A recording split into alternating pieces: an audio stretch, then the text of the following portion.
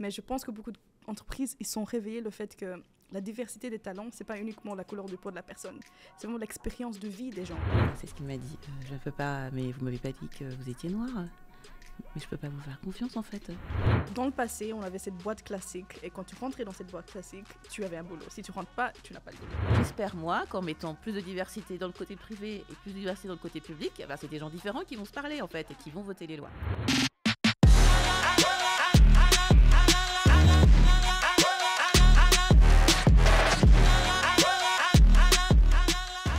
Bonjour et bienvenue pour ce nouvel épisode de Girl Squad, ton talk show favori sur l'entrepreneuriat. Et pas n'importe lequel, l'entrepreneuriat féminin. L'entrepreneuriat vu et vécu par les femmes. On parle de nos difficultés, des outils et des clés pour les surmonter. On parle du fait de toi aussi entreprendre, on donne des petites astuces.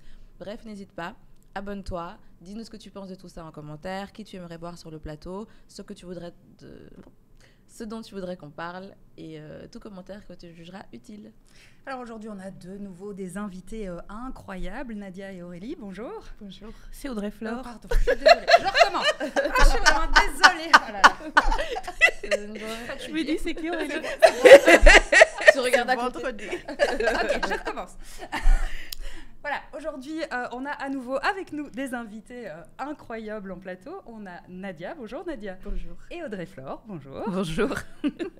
On va parler aujourd'hui de comment les entreprises peuvent travailler finalement un monde meilleur, à amener leur pierre à l'édifice de la transition écologique, de la transition sociale aussi, de comment est-ce qu'on intègre ça dans une entreprise, qu'est-ce qu'on peut activer comme levier pour y arriver, pour que finalement il y ait plus d'inclusion, de diversité, de respect aussi de la planète, puisqu'on sait que tout ça va ensemble.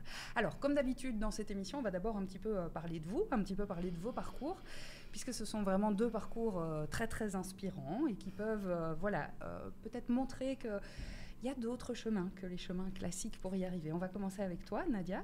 Ok, voilà, moi c'est Nadia. 29 ans, maman des 2 enfants. Je travaille en tant que Cybersecurity Technical Specialist chez Microsoft depuis 2 ans maintenant. Et à côté de ça, j'ai une SBL qui s'appelle Chilis Digital et une boîte de consulting. Voilà, donc ça veut dire beaucoup de choses. C'est beaucoup de choses quand même. Donc, à la base, pas de formation en fait, parce que j'ai quitté l'école à 15 ans, donc j'ai pas vraiment eu la chance de terminer l'école. Donc, tout ce que j'ai aujourd'hui, c'est vraiment grâce au YouTube.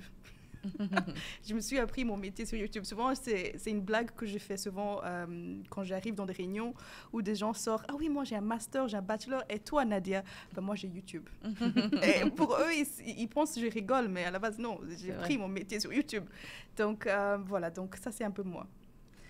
Alors, comment ça t'est venu, cette idée de te former, justement, de choisir cette voie-là, l'auto-formation? Dans quel contexte est-ce que c'est arrivé? Mais en fait, c'était pas choisi.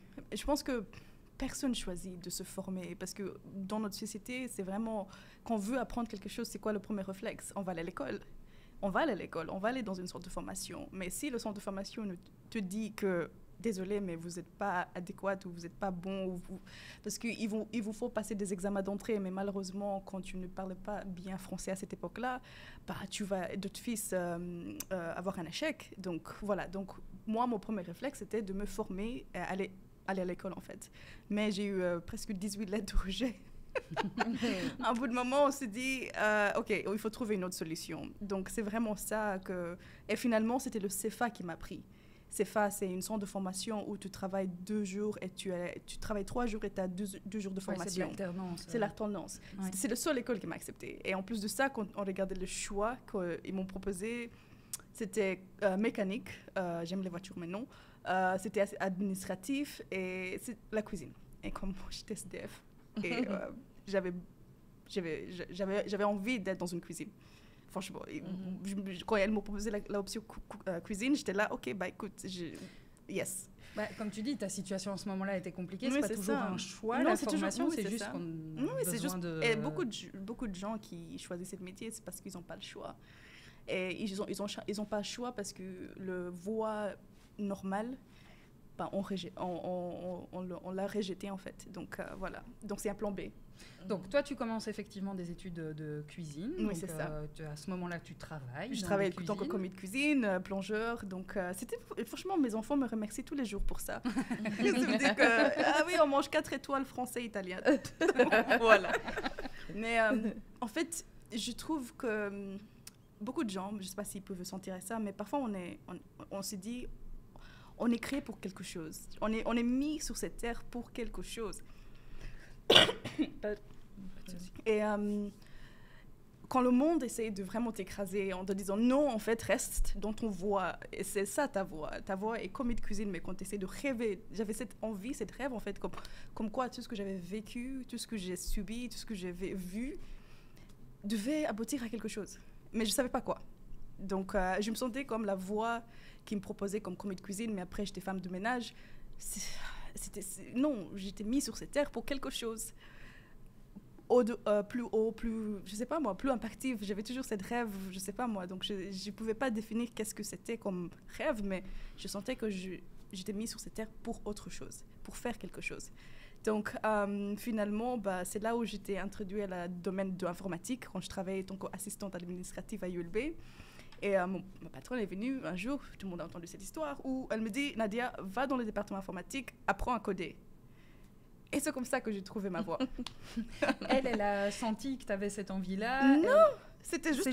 voilà. C'est comme si ton patron il te demande d'aller sortir, fais cet appel, envoie cet email. C'était juste une tâche, en fait. C'était une tâche qu'elle voulait que je fasse. Et Parce pour qu'elle avait laquelle il te manquait besoin. une petite compétence, et donc elle t'a dit, non, elle m'a tout dit, sous la main, va te former. elle avait aucune idée. C'est vraiment, elle s'en foutait de ton compétence ou pas. Elle a dit, va chez le département informatique, je veux que tu fais ça parce qu'il n'a pas le temps et je veux que c'est toi qui le fais. Ouais. Voilà. Comme quoi, il y a un peu de hasard aussi qui t'amène vers finalement toi ton métier de rêve. Exactement. Parfois, j'ai un moment de réflexion où je me dis, je ne sais pas si beaucoup de gens ont vu ça, mais on essaie d'identifier certains moments clés et on s'est dit, si j'avais fait un autre choix, qu'est-ce qui aurait pu arriver? Je n'aurais été pas ici. Donc, voilà. Donc, ça commence effectivement avec les premières compétences que tu acquiers en codage à l'ULB. À quel moment tu te dis, il me manque, j'ai envie de poursuivre là-dedans, ça m'intéresse, ça me plaît, et je vais choisir la voie de YouTube, comme tu dis. Je vais aller chercher les outils qui sont à ma disposition. Mais en fait, pour moi, c'était... J'ai grandi, ça veut dire que quand j'ai perdu mes parents, j'étais passée à la rue, je suis passée dans des internats. Je me sentais pas intelligente. Le monde m'a vraiment dit, non, tu es pas intelligente en fait, tu n'es pas assez intelligente. Même à l'école, quand j'étais petite, c'était pas vraiment mon point fort parce que j'étais un peu incapable de concentrer, c'était dur pour moi d'être assis dans une classe. Et quand on est comme ça, qu'est-ce qui se passe?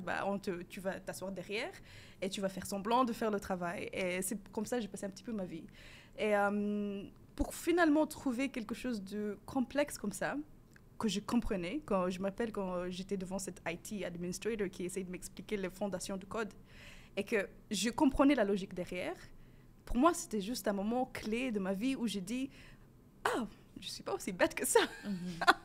Et en fait, c'est ça qui m'a poussée un petit peu à poursuivre, parce que c'était la première fois j'avais une compétence, une possibilité d'avoir une compétence ou de compréhension sur quelque chose que je croyais que c'est pas de mon niveau. Donc, c'était un petit peu devenu une obsession. Obsession dans un sens que je disais, je travaillais jusqu'à 5 heures. Après, j'ai imprimé des feuilles de code pour rentrer dans mon studio pour étudier les lignes de code. Après, passer de lignes de code, j'ai acheté mon premier PC et j'ai passé mon week-end sur YouTube, sur Code Academy, sur Stack Overflow pour juste apprendre. C'est devenu une obsession. Une obsession qui m'a menée jusqu'à aujourd'hui. Alors là on fait un saut assez important entre le moment où tu te formes et aujourd'hui ton poste. J'ai entendu que tu te définissais comme ethical hacker. Future ethical hacker, like I'm studying to be one, working to be one. Voilà. J'imagine que c'est pas simple non plus et qu'il faut, là on revient peut-être au sujet général de ce tableau, de ce plateau, pour les entreprises, pour t'engager alors que tu as fait des certifications, tu as passé des examens sur Internet, mais tu n'as pas un cursus, tu n'as pas un CV classique, quoi, clairement. J'imagine que ça n'a pas dû être simple après pour démarcher, pour te présenter aux interviews, aux entretiens d'embauche, que tu ne viens pas avec le plus de cartes dans ton jeu, quoi. Oui, c'est ça. Je pense que mon parcours, c'est assez... Parce que ça ouvre les yeux aux gens, right? Parce que dans le passé, on avait cette boîte classique. Et quand tu rentrais dans cette boîte classique, tu avais un boulot. Si tu rentres pas, tu n'as pas de boulot. Tout simplement. Ton CV, souvent, il fallait avoir cette... comment on dit ça? Une bachelor, une master. Plus 5 ans d'expérience, plus chaque. Donc, évidemment, qu'à chaque fois que moi, j'ai postulé, bah, c'était non. Je me rappelle, quand j'avais passé mes certifications, j'ai commencé à postuler. Et au-delà de la race, parce que j'ai eu quelqu'un qui m'a demandé « Est-ce que tu peux changer ça ?» J'étais là « Changer quoi ?»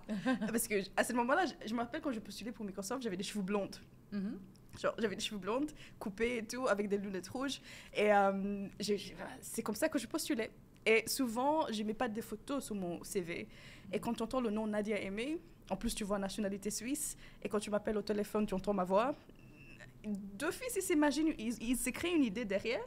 Et quand tu ouvres le Teams camera, oh tu es là, hey yes. Après, je pense que... qu'est-ce que moi j'ai vu, c'est le fait qu'on vit dans un... Moi, j'ai créé une compétence qui est une demande, right? Et pour que l'entreprise doive s'ouvrir sur le fait que l'informatique, c'est vraiment le seul domaine de qu'est-ce que tu sais faire. C'est tout. Qu'est-ce que tu sais faire? Parce que des gens, ils ont des diplômes, mais quand, à la base, on leur demande de faire des choses, ils ont appris la théorie, mais commencent à implémenter cette théorie en pratique, dans une vraie vie.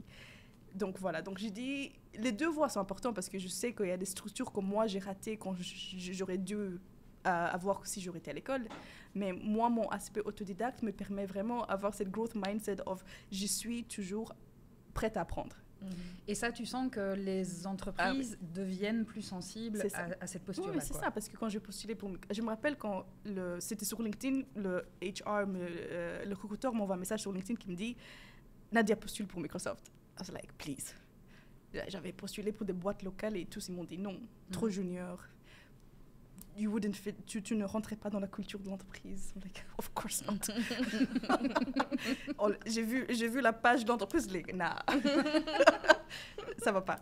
Donc, et quand ils sont venus, moi, tout le monde a cette idée de cette boîte corporate comme ça, comme quoi ils ont vraiment des demandes comme classiques, master, expérience dans des Harvard, MIT, toutes ces grandes universités ou Solvay, des choses comme ça. Et moi, j'avais vu en fait que j'allais pas rentrer parce qu'écoute, moi, avec mon parcours, je rentre pas dans leur culture. Mais je pense que beaucoup d'entreprises, ils sont réveillés le fait que la diversité des talents, c'est pas uniquement la couleur de peau de la personne. C'est vraiment l'expérience de vie des gens qui met en fait que sur un problème, 3 personnes peuvent avoir une solution différente. À cause de leur vécu, à cause de leur apprentissage. Tout ça rentre en jeu. Et je pense que quand j'ai postulé, quand j'ai commencé à faire, je pense que j'avais 7 étapes à postuler pour pouvoir être engagée. Ah oui, il y a pire. Il y a pire. Il y a pire.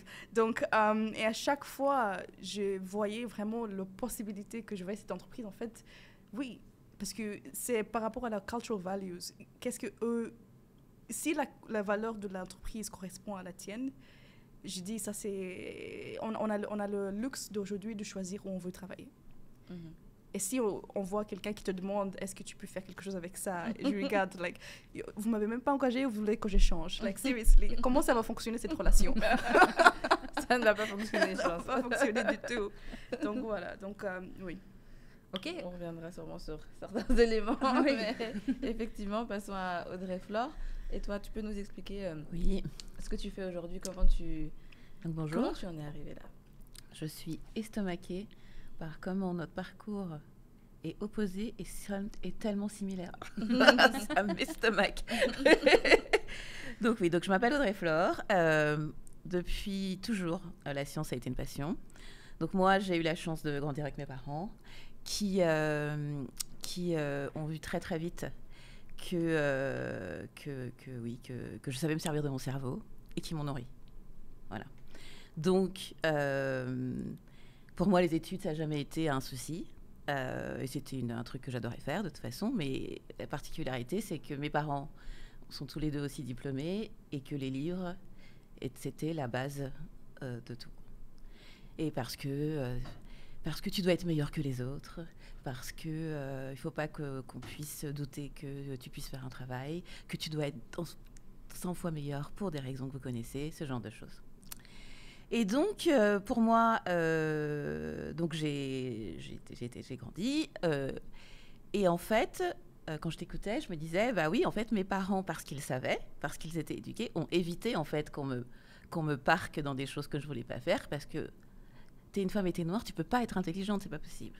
Donc, eux, ils ont veillé, en fait, à tout mon chemin, que je puisse sauter des classes, que je puisse aller là, voilà, et pas là, parce que ça fit mieux dans le profil général, mais que non, c'est pas ce qu'elle va faire, c'est ça. Et donc, pendant toute mon éducation, en tout cas jusqu'au lycée, ils ont été extrêmement vigilants à ce qu'on ne m'aiguille pas dans des voies qui n'étaient pas celles que j'avais choisies. Je suis allée j'ai un PhD, une thèse en chimie physique et chimie analytique. Moi, je suis une scientifique de la science appliquée. Ça veut dire que si vous voyez un micro-ondes, c'est pas moi qui aurais découvert les ondes, mais j'aurais fait le micro-ondes. Donc pour moi, c'était très important de pouvoir voir ce que mon travail allait donner dans la vie de tous les jours, pour les consommateurs, pour les gens, alors que les scientifiques de la science fondamentale, en fait, ils meurent avant qu'il y ait une application, quoi, en gros. Donc voilà, et on en a besoin, on ne peut pas faire l'un sans l'autre, mais c'est vrai que moi, ma passion, c'était vraiment de savoir ce qui allait devenir de mon travail. Et le développement durable, alors, ça ne s'appelait pas comme ça au début. Donc moi, quand j'ai commencé, en fait, ça vient de la chimie verte. On s'est rendu compte que parfois, la solution était pire que le problème. Donc, on voulait dépolluer les eaux. Et puis, on se rend compte que le truc qu'on prend pour dépolluer est pire que la pollution, par exemple. Voilà. Et donc, les scientifiques se sont dit, il y a un problème. Et ils ont mis sur le tapis 12 principes qui en fait, permettent de ne plus faire ça. Et ces principes, c'est les bases du développement durable, en fait. D'accord ? Et donc, moi, j'ai commencé à travailler dans l'amiante. Vous aviez un problème avec l'amiante. Et en fait, moi, je voulais comprendre pourquoi c'était dangereux. Voilà, donc j'ai étudié le matériau pour comprendre pourquoi c'est devenu dangereux. J'ai travaillé sur les centrales nucléaires. Donc, en fait, autour des centrales, il y a des piscines pleines d'eau qui sont radioactives. Et en fait, avant, on enlevait l'eau, on dépolluait l'eau, on ramenait l'eau. Et pendant ma thèse, j'ai inventé un système pour le faire sur place. D'accord. Voilà. Et en grandissant, en fait, j'ai travaillé en Asie pour dépolluer aussi les tanneries, par exemple, en utilisant le soleil. J'étais une des équipes qui a développé les premiers sacs en plastique que vous achetez dans les magasins, pour pas avoir les sacs en plastique recyclables. Là, et ben en fait, on se rend compte que des fois, ça marche pas. Nous, les premiers sacs, que les gens étaient OK pour payer 50 centimes, ils en achetaient qu'un parce qu'en fait, comme ça venait de la bio, en fait, l'odeur, on n'avait pas réussi à bien enlever l'odeur. Donc, vos aliments, quand vous mettiez dans le sac, ça prenait l'odeur du sac. Et donc, allez, hop, retour au labo pour faire bien. Et donc, j'ai grandi comme ça. Mais moi, en fait, je me suis rendu compte, parce que quand on est jeune, on y croit. Heureusement, en même temps, que la jeunesse a un peu à ce moment-là. Donc, on fait de la recherche, on n'est pas payé. Et puis, on y croit. Et en fait, on se rend compte que les entreprises ne deviennent pas vertes parce que c'est bien. Elle devient verte parce que le produit ou le process est moins cher ou que le produit à la fin est de tellement bonne qualité qu'on va devoir y aller. Donc elle devient verte parce que ça rapporte, que les choses soient claires. Parce qu'il y a un marché aussi ? Il faut que ça rapporte. Donc s'il faut que ça rapporte, il faut qu'il y ait un marché. Voilà. Mais en fait, à la base, il faut que ce soit le même produit, en mieux et moins cher. Hein. Ouais. Sinon, on reste comme c'était avant. C'est la ligne de conduite. Oui, parce qu'en fait, devenir durable, produire de façon durable, ça veut dire que la façon de produire de l'entreprise change complètement. Donc, ça veut dire qu'il y a un investissement énorme pour arriver à ce produit-là. Donc, à la fin, il faut que ça la rapporte. Donc, moi, j'ai décidé de changer, en fait, de focus et de ne plus être dans l'innovation pure, mais être sûr que l'innovation soit implémentée. Donc, le retour sur investissement soit rapide, que justement le marché se développe de plus en plus, que quand on a notre nouvel équipement qui nous a coûté cher, on a besoin de moins de gens pour le faire fonctionner, comme ça on gagne sur le personnel, ce genre de choses. Faire en sorte que tout l'argent qu'on a mis au départ pour changer, en fait, ne coûte pas la vie de la boîte. Parce que, soyons très clairs, si une entreprise devient verte et qu'elle ne fait pas d'argent, elle meurt. Hein, et donc, ça ne sert à rien. Ça, c'est les règles du système, voilà, c'est du le marché. Système. Ici, en tout cas, en Europe et aux États-Unis, c'est une entreprise qui réussit, c'est une entreprise qui a du profit. Si on change le chiffre sur d'autres pays du monde, il y a peut-être qu'une entreprise qui réussit, c'est que les employés sont contents et que ça suffit. Au Nouvelle-Zélande, le succès du pays maintenant se mesure au well-being des gens qui y habitent. Mais dans notre contrée, une entreprise qui réussit, elle fait de l'argent, d'accord ? Donc, moi, j'ai grandi verticalement, c'est-à-dire que je suis devenue directeur de recherche, managing director de boîte qui n'était pas la mienne, et on se rend compte aussi d'autres choses, c'est que faire du développement durable en prenant la planète tout seul, c'est une connerie. Pardon, c'est une erreur. Non, tu peux. D'accord. Pas de censure. Donc, quand on sera tous morts, la planète s'en remettra. Il faut voir pendant le Covid, quand on était tous lockdown, les eaux de Venise étaient propres. Personne ne les avait jamais vues aussi propres. Il y a des animaux qui sortent en ville qu'on n'avait plus vus. Voilà. Et puis moi, je suis allée visiter Hiroshima. Cette ville, elle est magnifique. Mais vraiment. Donc, la planète s'en remettra. Donc, c'est pas la planète qu'on sauve. C'est notre façon de vivre. C'est les gens qu'on sauve. D'accord ? Et donc, ça veut dire que dans les entreprises, il faut en tenir compte. Et donc, moi, jusqu'à ce que je décide de créer ma boîte, en fait, c'est des choses que j'implémentais dans la façon de travailler. Même par exemple, quand j'ai travaillé pour faire des mergers d'entreprises, des fusions, Ouais. en fait, souvent, les gens, ils virent tout le monde et puis ils réengagent pour... en fait, ça, c'est n'importe quoi. Il faut faire dire comment je veux que ma boîte, elle soit à la fin. Et après, on dit aux gens qui sont là, voilà le nouveau profil de la boîte, il y a des nouveaux boulots, est-ce que vous voulez être formés ? Ceux qui disent oui, comme ça c'est bien, on ne perd pas le knowledge, le savoir-faire de la boîte. Ceux qui disent non, on les aide à trouver un autre boulot parce qu'on ne sait jamais, c'est peut-être des futurs clients en fait. On ne le sait pas. Et ça fonctionne super bien. Mais donc moi, il faut savoir que j'ai toujours travaillé dans des PME pour des grosses boîtes que vous connaissez. C'est-à-dire que pour implémenter le développement durable, en fait, c'est la grosse boîte qui se dit, moi, je veux changer ça. Elle n'a pas les ressources ou les connaissances et elle va demander, comme un fournisseur, en fait, de l'aider à développer ça. Ça peut durer des années, ça peut durer quelques mois. Mais voilà, donc j'étais toujours à l'extérieur, on va dire. D'accord ? Même... Et un jour, j'ai été engagée par une très grosse boîte. Et là, on se dit, on est mieux à l'extérieur parce qu'on n'est pas dans toute la politique. Et puis, dans une grosse boîte, dans les grosses boîtes où j'étais, donc je ne vais pas faire de généralité, en fait, c'était dans la boîte. Donc, même si on voit le problème de département d'à côté qui va nous tomber dessus, non, ce n'est pas ton département, quoi. Ouais, il y a des Voilà, territoires. il y a des territoires et des choses comme ça. Et donc, pour moi, c'était juste pas possible. Et donc, j'ai créé Trianon Scientific Communication avec un partenaire parce que tous les deux, on est dans le développement durable depuis 20 ans. Et en fait, parce qu'il y a deux choses. C'est vraiment une entreprise devient verte, ça doit être profitable pour elle, d'accord ? Et aussi que le développement durable, c'est pas que l'environnement. Donc, ce qu'on fait, en fait, c'est on a inventé un software pour calculer de combien plus profitable une entreprise peut être si elle met juste en place des bonnes pratiques. Je ne parle même pas d'innovation. D'accord ? Comment elle augmente sa profitabilité. Donc ça, c'est le premier truc, en haut. Et après, en fait, pour leur montrer que ça marche très bien, on va commencer par un quick win. Et les quick wins, c'est toujours avec people. Donc, vous regardez une entreprise, disons qu'elle a une food, par exemple, et qu'elle a, 15% de ses produits qui ne passent pas quality control et que c'est perdu. Et bon, on va regarder qui est dans la chaîne de production et on va regarder s'il y a les deux dimensions de la diversité, comme tu parlais. Diversité inhérente, je suis une femme, je suis noire, je ne peux pas changer, mais aussi diversité de background. Parce que, comme tu disais si bien, voilà un problème. Là ça, ce qu'il y a dans ce verre, je ne sais pas ce que c'est pour ça que je ne l'ai pas touché. Voilà. Pour savoir ce que c'est, il faut un chimiste, parce qu'il va me dire que ce n'est pas de l'eau oxygénée, par exemple. Voilà, que les oxygène et l'hydrogène sont liés avec c'est des molécules d'eau. Il me faut un physicien, parce qu'il va me dire, ouais, c'est liquide, et dans cette pièce, il fait plus de 0 degré, donc il y a de grandes chances que ce soit de l'eau. Et puis, un biologiste qui va me dire, c'est clair, donc il n'y a pas de micro-organismes dedans, donc c'est de l'eau potable. D'accord. Sans les trois, je ne sais pas ce que c'est. Voilà. Ça, c'est le genre de diversité au niveau scientifique. Ouais. Quand vous regardez les prix Nobel, ils n'ont pas que leur matière dans leur équipe. C'est impossible. Ouais. Mais dans la vie, c'est pareil. Pour tous les trucs, c'est pareil. Et donc, en fait, il y a plein de données aujourd'hui qui montrent que, et c'est de ça que je m'occupe, moi, que la diversité dans une entreprise, et là, souvent, on entend parler de diverse working force, ce genre de choses, mais moi, je vais m'occuper uniquement de la diversité là où les décisions sont prises. Ça veut dire leader, head of unit, manager, directeur, executive board.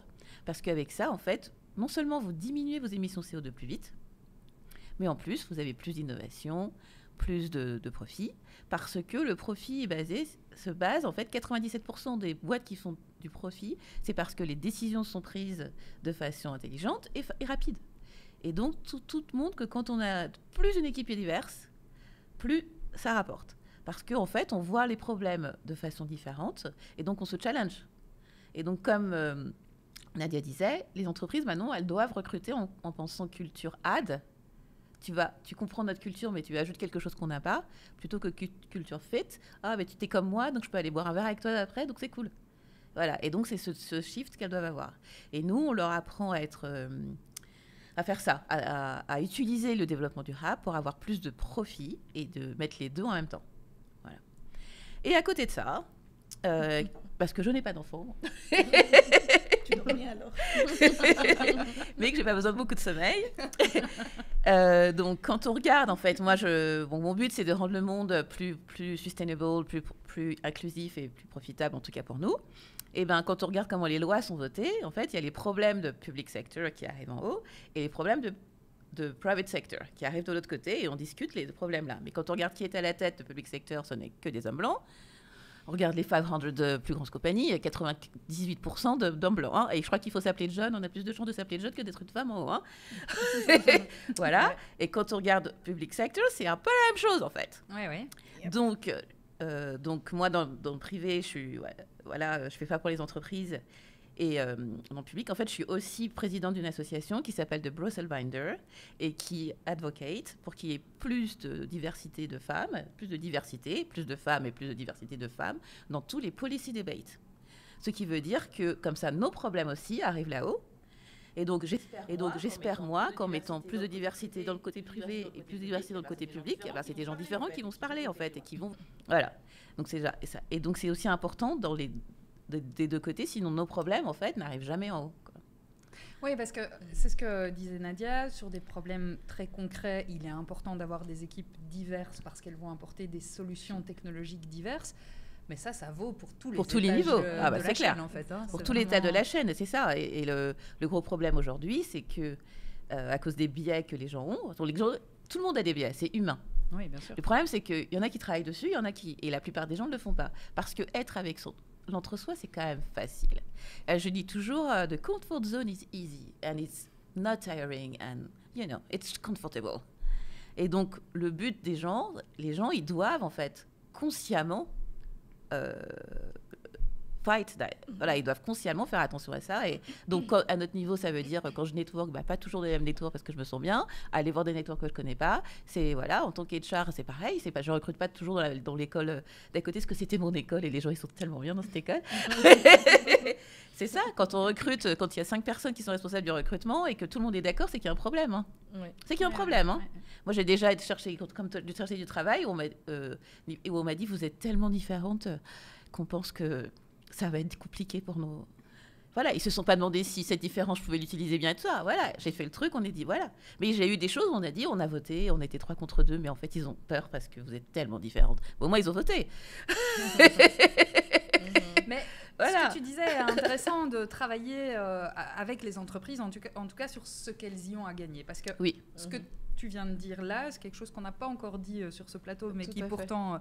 donc, quand on est dans une position privilégiée, c'est inconfortable de devoir regarder ces biais de genre, ces biais racistes. C'est évidemment plus inconfortable pour ceux qui sont en position dominante que pour ceux qui en souffrent.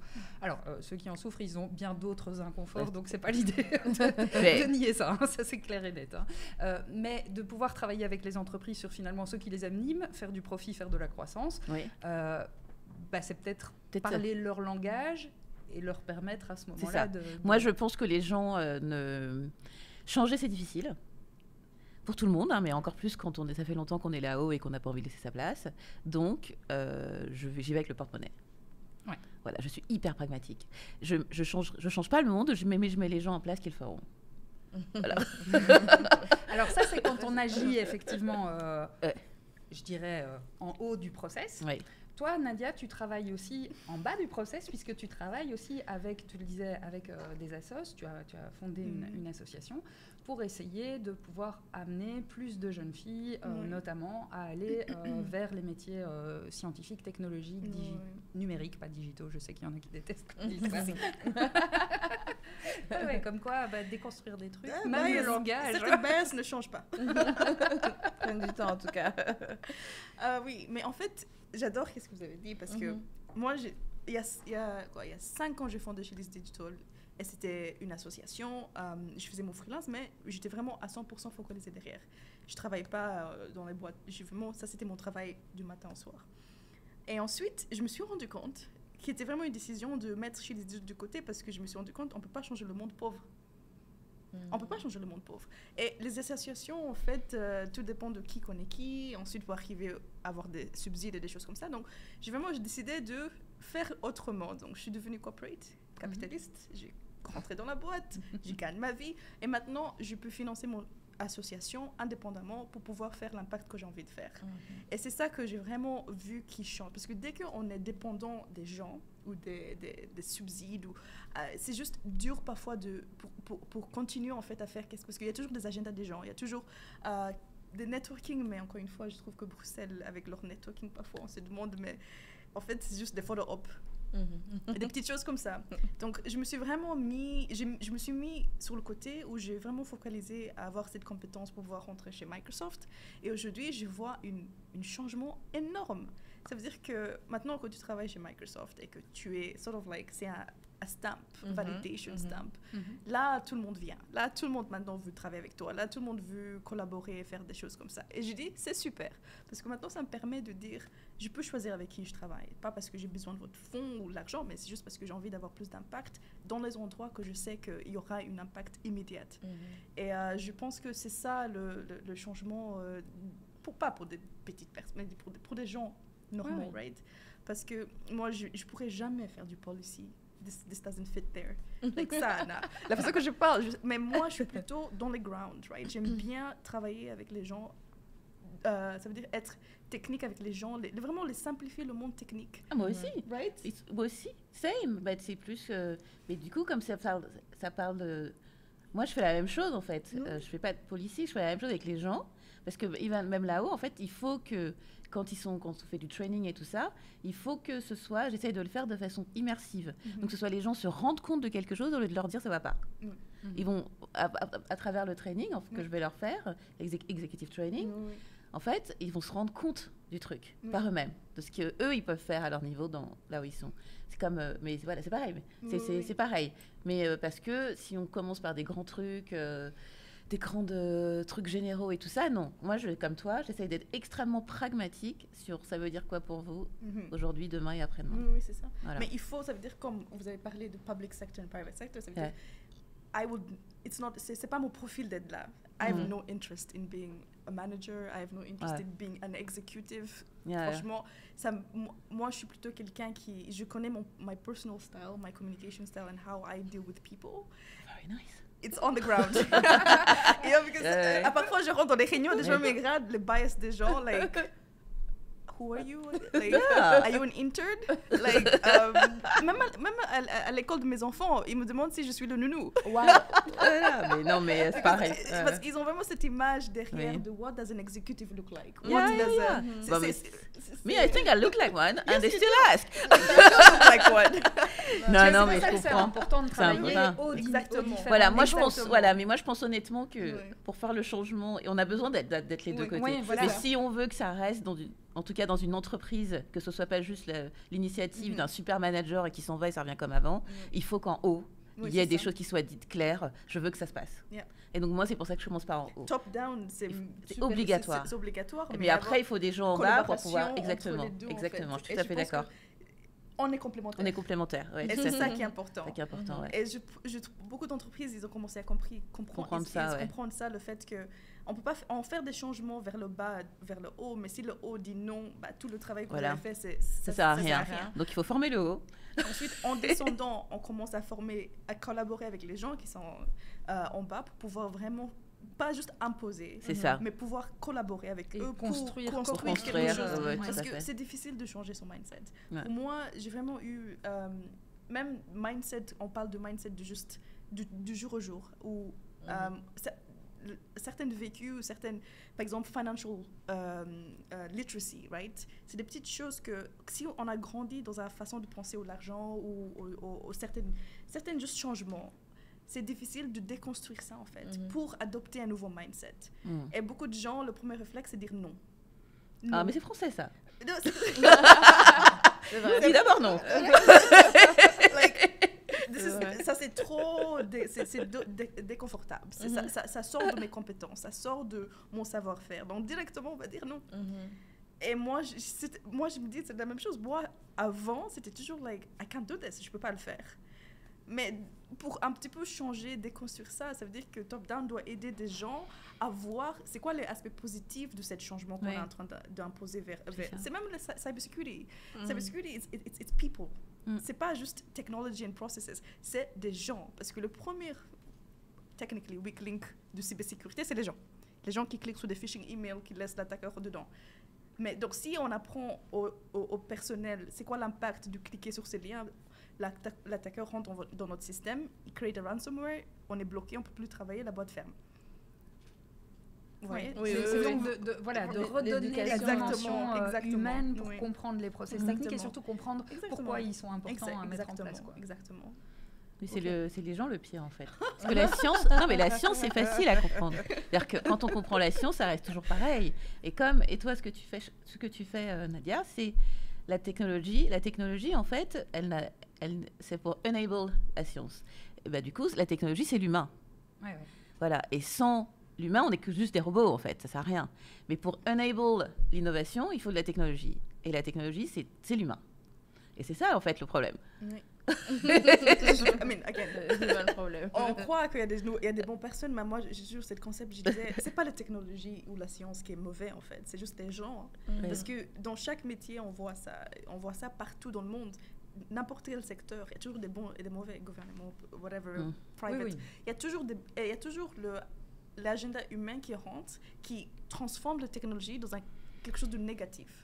Donc, mais la technologie elle-même, c'est super. Ouais. Oui, et en même temps, la technologie, elle est fabriquée par des humains, elle est codée notamment par des humains, et on sait qu'elle est, du coup, elle peut reproduire des biais. On a fait toute une émission là-dessus, sur l'intelligence artificielle. On a un peu cette idée, c'est une méthode de calcul, finalement. C'est jamais que des maths, et donc ça n'a pas de biais, et donc c'est neutre, et donc, alors qu'en fait, c'est pas du tout le cas. Il n'y a jamais quelque chose de neutre. Non, parce que là, c'est super pour nous permettre de calculer des choses géniales, mais en fait, les résultats qu'on a, c'est comment on les analyse. D'abord, qu'est-ce qu'on va calculer, et comment on va l'utiliser. Et en fait, dans tous les domaines de notre vie, là, j'ai vu en Espagne il n'y a pas longtemps, en fait, ils utilisent l'intelligence artificielle pour savoir si une femme qui a des violences à la maison nécessite d'avoir une protection rapprochée. Eh ben, c'est clair que la personne qui a codé, c'est un homme. Parce que les erreurs qu'il y a... Alors que sur cette thématique-là, ça aurait pu sembler évident qu'un point de vue féminin aurait peut-être été pertinent. C'est logique, non? Oui, c'est logique. Pour moi, je suis parfois dans un stade... Quand vous êtes assis sur cette table et vous avez commencé... Parce que coder quelque chose, ça commence par un process. Design planning, implementation. Quand vous avez créé ce design plan pour cette application, est-ce que vous vous êtes rendu compte qu'il n'y a aucune femme sur la table? Mais non, oui. Il y a des débats à Bruxelles qui sont sur la femme, l'entrepreneuriat au féminin, la femme, machin. Dans le panel, il n'y a que des hommes. Et on publie, on trouve ça normal. On a vu que le fait que les femmes ne viennent pas parce qu'ils sont mamans ou parce qu'ils ne savent pas. Mais non, ou parce qu'on ne sait pas les trouver. On ne sait pas où les trouver. Ah bah oui, celle-là, elle est pas mal. Voilà. Et donc là, voilà. Et donc le Salvador, c'est né à cause de ça. On disait, vous ne savez pas où les trouver, regardez, il y a une database là, vous avez qu'à mettre vos clés, il y a plein de femmes expertes. Il faut faire l'effort. Il faut juste faire l'effort. Voilà. Personne ne veut faire. Moi, quand j'entends, on ne sait pas où les trouver, je fais, non, mais c'est une plaisanterie ou quoi? Non, mais c'est vrai. Après, effectivement, il a fallu mettre des choses en place pour les trouver plus facilement. Mais non, mais c'est clairement une question de. Il a fallu mettre des choses en place parce que les gens sortent pas les mains de leurs fesses, en fait. Parce que pour trouver un homme expert, on n'a pas besoin de mettre de choses en place. Mais pour trouver une femme expert, parce qu'il faut sortir de son network ou parce que je ne suis pas interrogée. C'est ça le problème. Un peu ça. Moi qui ai été journaliste très classique pendant longtemps, dans une chaîne très classique, il y a clairement la question des experts. Alors, j'ai vu que tu étais sur Expertalia, je pense que tu l'es aussi. Donc, c'est un outil qui a été... je vais aller vérifier. C'est un outil qui a été créé par la Fédération des journalistes pour mettre en avant des experts qui sont... des populations qui sont moins représentées dans les médias en général. Il a fallu mettre cet outil en place parce que c'est vrai qu'il y a cette question de facilité et que parfois cette question de facilité, moi je travaillais dans du Hot News, on appelait quelqu'un parce qu'on avait besoin de lui en plateau 1h30 après. Et quand tu appelais une femme, elle te dit d'abord oui, mais est-ce que je suis vraiment la plus compétente sur ce dossier? Alors, premier problème, on sait que les femmes souffrent plus des syndromes de l'imposteur, etc. Donc, elle me dit non, je vais te donner le numéro de mon collègue. Voilà. Deuxième problème, oui, mais c'est à 18h ton plateau et moi j'ai mes enfants à aller chercher à l'école. Bah oui. On a en fait tous les... voilà, tout ce qui sont des éléments discriminatoires pour les femmes, etc., qui vont se retrouver là et ça demande de l'énergie. Bah oui, en mais plus. non. Et donc il faut être convaincu que Bah, c'est nécessaire en de fait, le faire pour déployer cette énergie. Je suis pas d'accord parce que en fait, quand on appelle le premier homme parce que c'est facile, et ben quand on l'appelle, on lui dit la prochaine fois, donne-moi. Est-ce que tu as le nom d'une femme que je pourrais appeler aussi la prochaine fois? Oui. Comme ça, c'est dans Oui. votre database et vous avez la prochaine fois vous l'appelez. Mais ça demande un ça effort. demande Et un donc il faut effort. être convaincu de Oui. l'intérêt de le faire. I mean, le deux, c'est tout simple. Ça veut dire que vous m'appelez, moi, mon règle, vous m'appelez à 18h et créer un espace pour mon enfant. Bah oui, Oui, ça veut oui, dire créer bah, un bien espace sûr. pour son enfant. Bien Bah sûr. oui. Oui, Ça, ça je fait le partie ramène de avec ça moi. aussi. Ça fait partie de ça aussi, je suis hein. toujours Donc, d'accord ça avec veut ça. dire que... Ouais, ouais. Parce qu'aujourd'hui, les femmes, 2/3 de leur travail, n'est pas payé.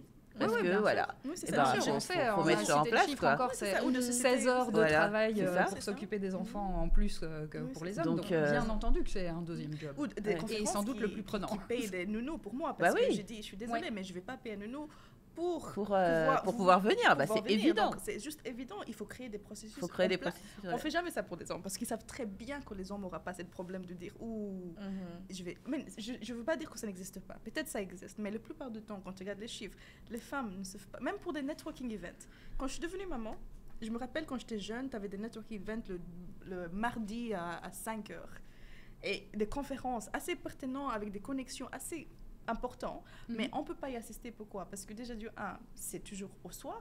Oui, C'est oui. toujours vers le soir et ça veut dire qu'il faut faire le choix entre garder la nounou et aller et parfois c'est juste pas possible. Donc c'est un manque d'opportunités C'est un en fait. manque- Qu'elles c'est un sont manque- pas là, les Mhm. opportunités sont. Et je dis si vous créez Voilà. une conférence et que vous, des networking events et que vous créez des espaces soit pour que les mamans puissent au moins venir soit en journée quand les enfants sont à l'école ou au soir vous créez un espace pour qu'ils puissent ramener ses enfants et avec un parce qu'il y a dans certains pays ça existe ça. Oui, tout à Des fait. conférences qui créent des espaces Ouais, pour c'est- leurs enfants ouais, ouais. pour qu'ils puissent avoir plus de femmes. Et je veux pas, même pour les hommes aussi, hein, je dis c'est Oui, pour oui, bien tout. sûr, ça En étant favoriserait parent, aussi tout le à fait fait. que les hommes Oui, c'est ça. Tout C'est à ça. fait. voilà, ne Ouais. se disent pas juste oui, ok, ça Oui, c'est c'est un ça. problème Ouais. pour la maman. Et là, on aura fait. plus d'accès. Et je trouve que moi, le monde Covid, je sais que c'était pas le meilleur de choses qui peut arriver au monde, mais en même temps, ça a ouvert les yeux aux gens qu'on peut travailler de la maison quand même. Et ça crée une autre opportunité pour les femmes qui sont mères de foyer ou des femmes qui toujours parce que souvent dans le passé c'était si j'appelle mon patron parce que mon enfant est malade, je risque d'être virée. Oui. Parce que c'était mal vu. Aujourd'hui, je travaille de la maison. On pose pas Oui. de questions. Oui, oui. Et maintenant, on a créé une autre Dynamique. ouais. dynamique en fait, où maintenant tout le monde a accès à l'emploi, il n'y a plus d'excuses. Oui, et puis quand tu n'es pas au bureau avec ton patron qui peut regarder effectivement ce que tu fais heure par heure, on travaille plus par objectif et ça favorise aussi le fait de Mais pouvoir je travailler à la pense maison. que Ça Ouais. dépend de quelle boîte tu travailles pour, Mhm. mais ça devrait pas exister ça. Et ça veut dire que les gens ils sont assez adultes pour pouvoir faire leur Voilà. travail. Parce que les gens, Mais les on fait managers confiance. traitent leurs employés comme des enfants. Moi, mon Mais manager, il est c'est- vraiment Nadia, tu fais ton travail et quand C'est ton ça. travail Tu est as des fait, objectifs. tu as des et- objectifs et s'il y a quelque chose qui se passe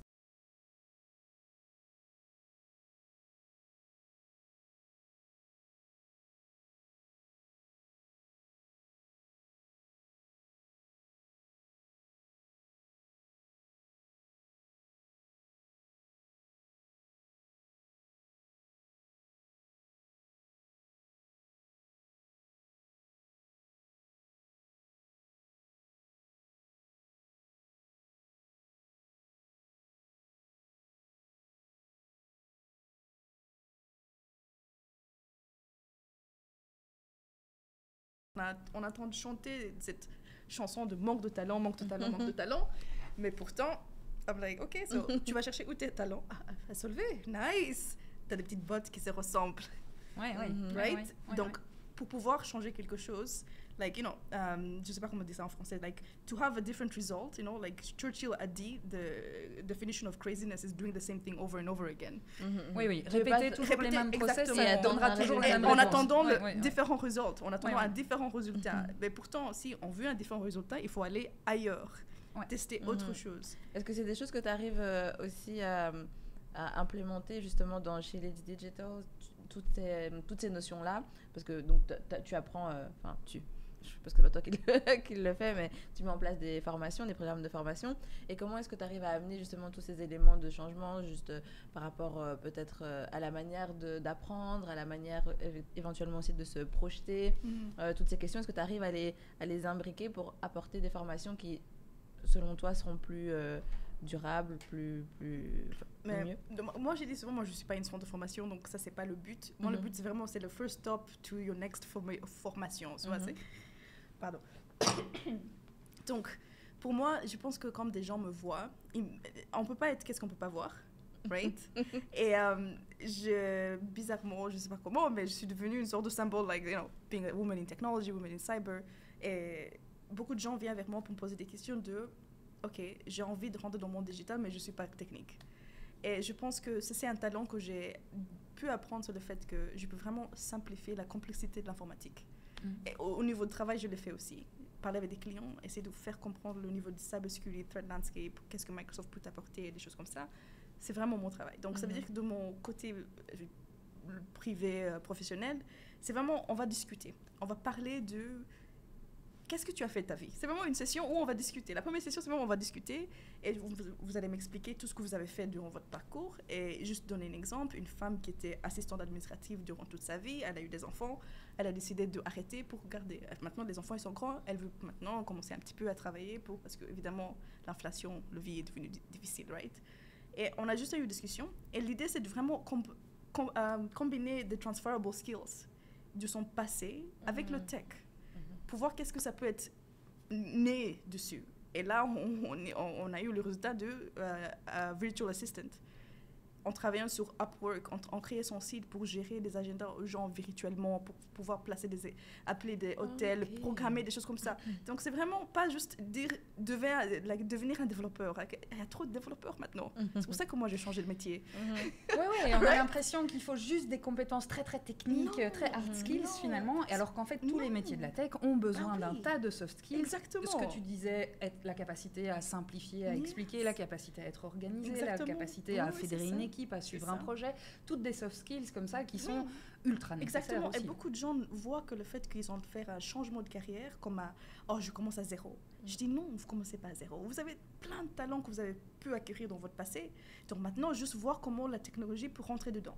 Comment on peut juste combiner les deux pour avoir un autre résultat, un autre métier, mais quand même reste basé ou créé sur la fondation de votre transferable skills. Et je pense que c'est un talent que j'ai eu parce que j'ai dû faire ça plusieurs fois.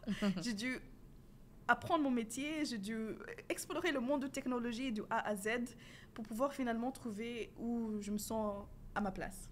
Ouais. Et où est-ce que tu apportes quelque chose? Qu'est-ce que j'apporte? Et je pense que c'est ça que les gens ont besoin. Donc, je pense que cette nouveau hype à Bruxelles où on dit apprendre à coder ou devenir un cybersecurity expert, c'est bien pour les gens qui sont passionnés, mais il ne faut pas oublier, c'est pas facile.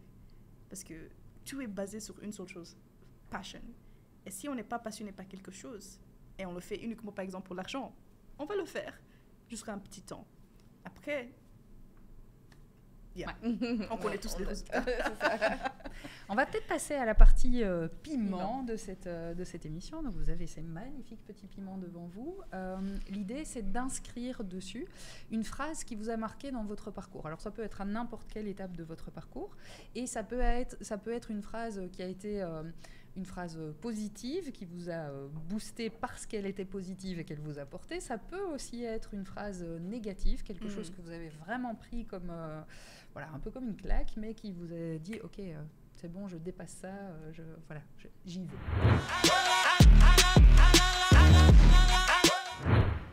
I can't twist you. You did not tell me you were black. I can't trust you. You did not tell me you were black. Yo, seriously? Je ne peux pas te faire confiance parce que tu ne m'as pas dit que tu étais noire. Je traduis pour ceux comme moi qui sont moins doués en anglais. Dans quel contexte on t'a dit ça? Pendant le Covid, ma boîte donc était créée et puis avec un client, on avait commencé à travailler à distance du coup. Et à cette époque-là, en fait, on ne pouvait pas voir ma photo. Sur LinkedIn, on n'était pas connexion 1, ça a changé ça. Et je mettais pas ma vidéo parce que c'est mauvais pour l'environnement. Sur Zoom, voilà. Et donc en allant faire signer le contrat quand ça s'est ouvert en fait, voilà, c'est ce qu'il m'a dit. Je ne peux pas, mais vous m'avez pas dit que vous étiez noir. Mais je peux pas vous faire confiance en fait. Comme si c'était un élément pertinent quand on parle business, transformation, etc. Tout à fait. Mais voilà. Bon, j'imagine que lui voulait pas signer avec toi, mais que toi t'avais plus envie non plus. À ce moment-là, non. Mais c'est juste, voilà. C'était récemment? Parce qu'il y a beaucoup de gens qui pensent que c'est Oui, que c'était c'est il y vieux, le a racisme. 2 ans Tu et vois demi. que Il y a c'est- 2 ans. Ouais. Waouh. Voilà, Ouais. Ouais, enfin vieux, pas tant que ça. On Pas espère tant ça, ouais. quand même que... Non, mais j'adore. Il y a des nouveaux formes de racisme. Il faut pas aussi. Il y a l'ancien, C'est ça. mais il y a des nouveaux formes de racisme qui D'accord, viennent avec ok. des petits commentaires. Il y a des Ouais. gens qui pensaient que je venais de Wakanda, comme j'expliquais, parce que mon couple. Et je les regarde, je dis, Are you serious right now? Like, franchement. En plus, moi, je laisse faire. Oui, je viens de Wakanda. Oui. Oui. Vous avez vu le film, hein, les gens, c'est Those are my people. Pardon. C'est trop. But mais ça, c'est... Mais Et m'a on raconté met- tout tu- à l'heure, donc moi tout à l'heure j'étais morte de rire à partir. Là maintenant je me dis, bon c'est délirant, mais Non, mais quand c'est elle me l'a raconté la première fois, mais je roulais par terre. Hein. Non, mais Voilà. c'est vraiment Sûr juste... qu'en plus, les gens qui te disent ça doivent se sentir voilà, bien informés. Mais, non, et- they're very cultural. Ils sont vraiment très culturels. Oui, Quoi. c'est Ils ça. connaissent Wakanda, quoi. Mhm. Yeah.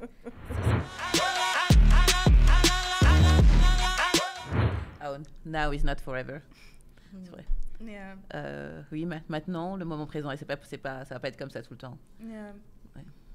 En fait, pour moi, j'ai eu de la chance de vivre plusieurs étapes, plusieurs vies, même Ouais. si j'ai 29 ans, des gens me demandent... Mais j'ai eu vraiment une chance de voir les doubles faces d'une vie. Une vie où on n'a rien et une vie qu'on est complet. Et durant le vie que j'avais rien, franchement, j'étais désespérée en fait. Et c'est le désespoir qui tue les talents parfois. C'est le désespoir qui tue les rêves, le désespoir qui tue des entrepreneurs parce qu'on ne voit pas une sortie, on ne voit pas une possibilité. On pense que nos idées sont trop grandes pour le monde ou on pense qu'on n'est pas assez adéquate pour faire qu'est-ce qu'on a envie de faire.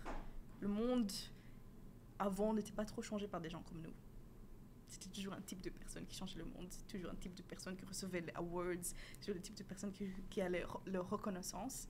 Et franchement, je suis le parfait exemple que now is not forever. Franchement, il faut... Et encore une fois, ça peut aller dans d'autres sens. Quand on est de l'autre côté du vie privilégié, ça peut aussi vite changer. You know? This too shall pass. Tout ça peut changer de jour au lendemain. Donc je pense qu'il faut être reconnaissante de ça et pas juste le laisser te garder en arrière, mais utiliser ça. Moi, j'utilise ça comme une force. Ça me pousse vraiment à rester par terre, bien pied sur terre et pas trop laisser les influences de mon passé ou de ma vie aujourd'hui de me changer en fait. Ah, Ça, c'est un joli beau message. Ok, bah, Joli message de presque fin. Avant de clôturer l'émission, on aime bien trinquer à une personne qui nous inspire. Donc ça peut être un rôle modèle lointain, ça peut être une personne de votre entourage, ça peut être quelqu'un qu'on peut inviter sur le plateau.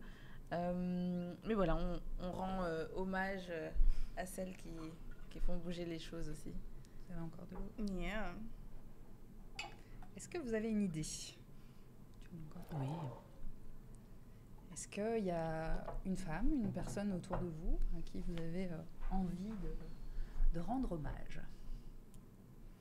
Réflexion. Bon, je vais pas dire Marie Curie, ça c'est sûr. Bah alors c'est vrai que quand on parle des rôles modèles, on se rend vite compte que dans les rôles modèles Yes, féminins, il n'y en a yes, pas beaucoup, qu'on yes. revient toujours au même. Alors, on va pas dénier à Marie Curie Non, elle a tout ce créé qu'elle la a fait. fondation pour qu'est-ce qu'on fait tous aujourd'hui. Oui, et elle a eu aussi Yeah, voilà, mais des phrases incroyables. ça me fait rire parce que quand tu parles avec des enfants, c'est qui votre modèle? Parce que l'école a poussé le fait que c'est Marie Curie, tous ces scientifiques qui ont créé vraiment, ou les innovateurs qui ont créé la fondation.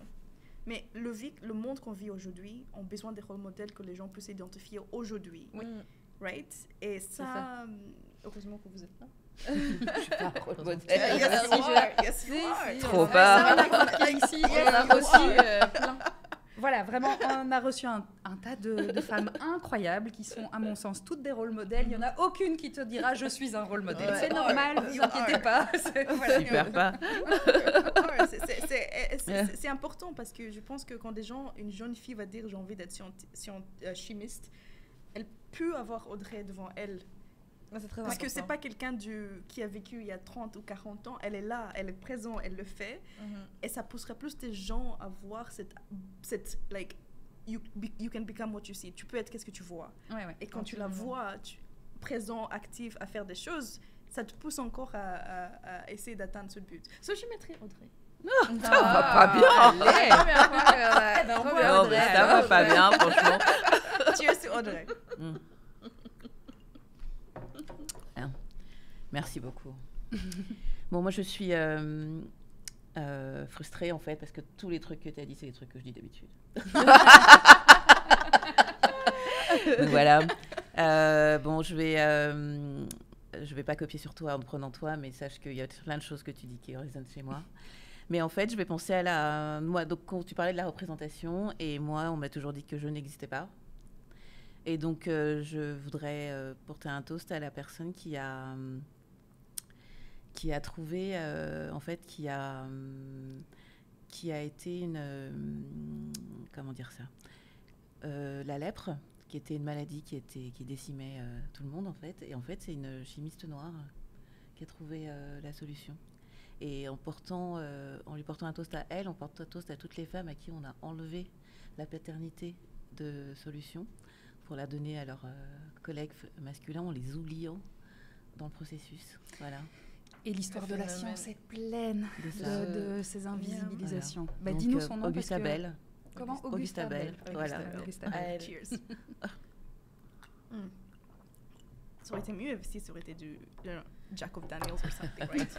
I keep saying Right? C'est mon discours depuis. Bon, la prochaine fois, moi, c'est du champagne. Blanc de blanc, s'il vous Blanc plaît. de blanc. Merci beaucoup, en tout cas. Merci beaucoup d'être venu sur ce plateau, partager votre Avec vision, plaisir. votre façon d'essayer d'impacter le monde. Je pense que voilà, il y a encore du boulot, mais que c'est grâce à des actions comme les vôtres qu'on va y arriver. Oui. Enfin, un Merci jour. beaucoup. Ouais. Super Merci contente, beaucoup, super hein. fière de vous avoir reçu Oui. et j'ai passé un super bon moment. C'est dommage qu'on doive s'arrêter, Peut-être, mais moi, je suis contente de t'avoir vu en Bon, ben, vrai. Alors, moi du coup, j'aurais vu l'article et tout avec la photo.